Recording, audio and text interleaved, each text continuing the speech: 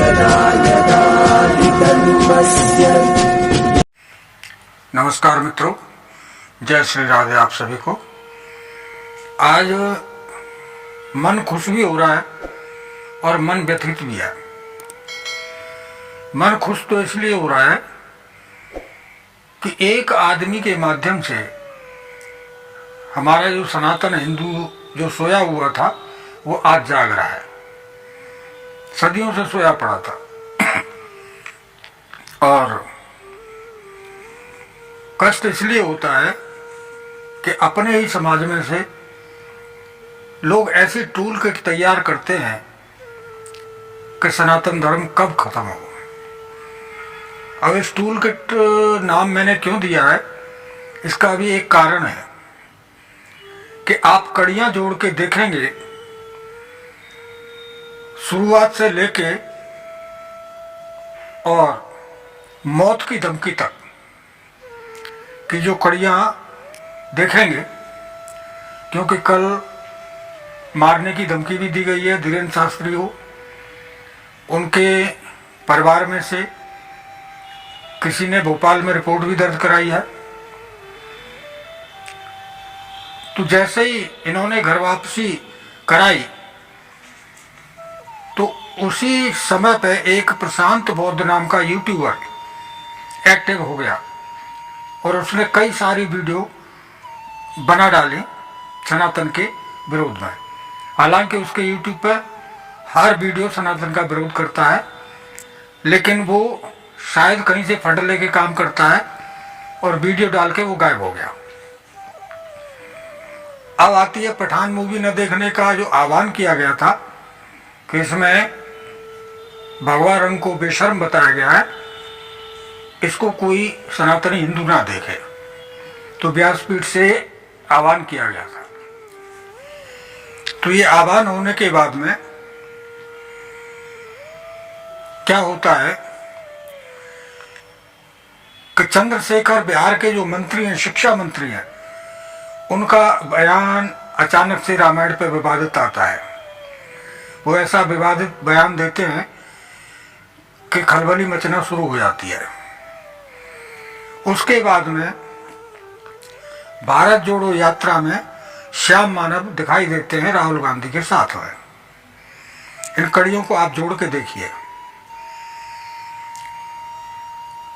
इसके तुरंत बाद में श्याम मानव अंधश्रद्धा उन्मूलन समिति के माध्यम से आरोप लगाते हैं कि ये अंधश्रद्धा फैला रहे हैं और एक भूचाल सा आ जाता है।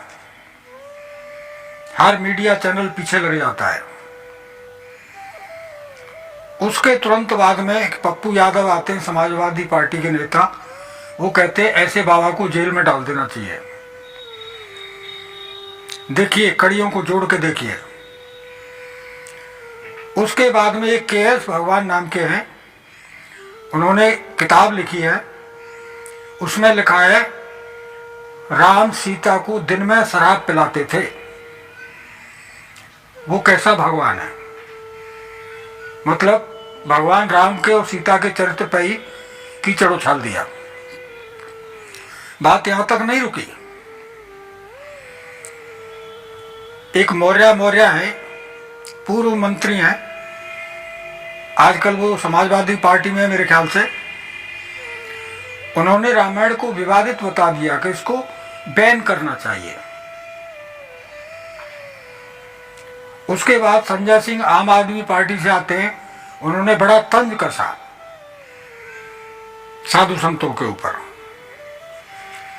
जोशी मठ के शंकराचार्य आते हैं, वो कहते हैं कि हमारी दीवारों को जोड़ दो, और दूसरे दिन ही अपने बयान से पलट जाते हैं कि हमने ऐसा नहीं किया, हमने ऐसा कहा को कोई भी अगर चमत्कार करता है तो हमारी दीवारों को जोड़ दे।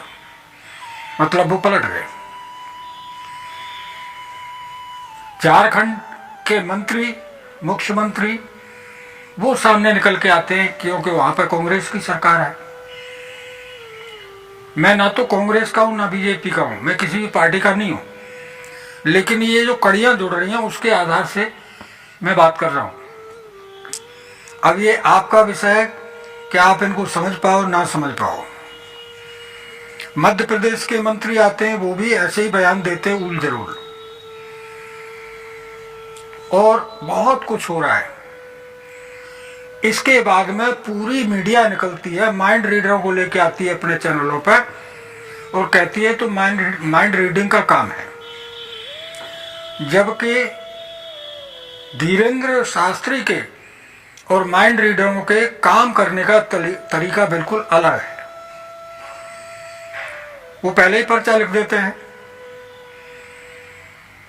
जो भी है, मैं ये नहीं कह रहा, मैं किसी अंधश्रद्धा का अनुयायी भी नहीं हूं। मैं खुद इस चीज को निराधार मान के चलता हूं, लेकिन मैं ये भी मानता हूं कि जहां हमारी आस्था है,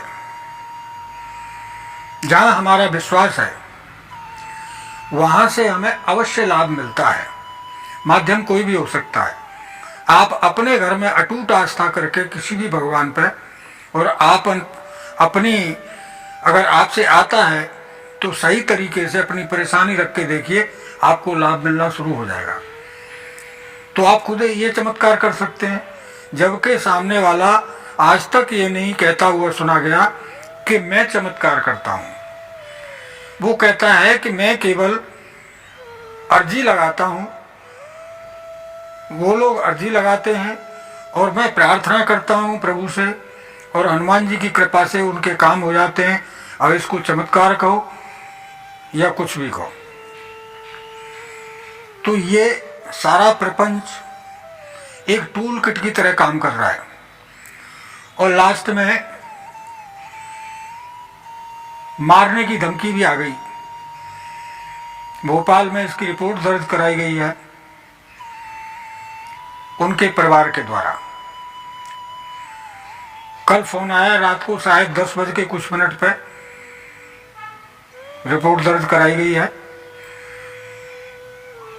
नाम तो मुझे याद नहीं आ रहा क्या नाम है उसमें रिपोर्ट में। मैं यहाँ पे उसके कुछ अंश लगा दूंगा आपके लिए, तो आप उसको देख सकते हैं। तो ये देखिए सनातन के लिए कितना बड़ा प्रोपेगेंडा बनाया गया, एक टूल किट तैयार कर दी है, सबके काम बांट दिए हैं कि तुझे ये करना है, तुझे ये करना है, तुझे ये करना है। अब यहाँ बात आती है कि अगला आदमी किसी पार्टी का आदमी नहीं है, फिर ये राजनीति दलों ने उसका इस्तेमाल क्यों किया? क्योंकि वो घर वापसी करा रहा था। उसने बहुत सारी मात्रा में लोगों को घर वापस कराया और लोगों का विश्वास उस पर बढ़ रहा है, चाहे वो जैसे भी हो। भगवान कोई भी नहीं है, ना वो है, ना मैं हूं, ना कोई और है, लेकिन जो काम होते हैं वो आस्था और विश्वास के कारण होते हैं, और लोगों का विश्वास उसके ऊपर है तो काम हो रहे हैं लोगों के, और वो आगे बढ़ रहा है। तो उन लोगों को लग रहा है कि ये जो हम कर चुके हैं और करने वाले थे, ये सब पे पानी फिर जाएगा। जो धर्मांतरण हमने कराए थे वो सब धीरे धीरे वापस आ रहे हैं। अरे भाई आपने कराए थे, भारत में तो सभी सनातनी थे पहले, बीच में भटक गए, वो वापस अपने आप आ रहे हैं। वो उंगली पकड़ के किसी को नहीं ला रहा, वो घर से बुलाने किसी को नहीं जा रहा, लोग उसके पास जा रहे हैं। तो किसी का विश्वास है, किसी की आस्था है, तभी तो जा रहे हैं। अब तुम्हें क्या दिक्कत आ रही है उस चीज से? मतलब एन केन प्रकरण सनातन धर्म का नाश होना चाहिए, ये शुरू से ही होता आ रहा है। हर धर्म में ये सारे काम होते हैं, लेकिन किसी दूसरे धर्म पर आज तक किसी ने उंगली नहीं उठाई, वो अंधश्रद्धा वाले ने भी नहीं उठाई। तो कानून कानून करते घूम रहा है और कह रहा है नागपुर आ जाओ, तेरी क्या नानी मरती है उसके पास जाने में? उसने तो बोल दिया मेरे पास आ जा, किराया दूंगा, भाड़ा दूंगा, तेरी सुरक्षा करूंगा, तुझे खाना खिलाऊंगा। और इससे ज्यादा आदमी क्या बोल सकता है?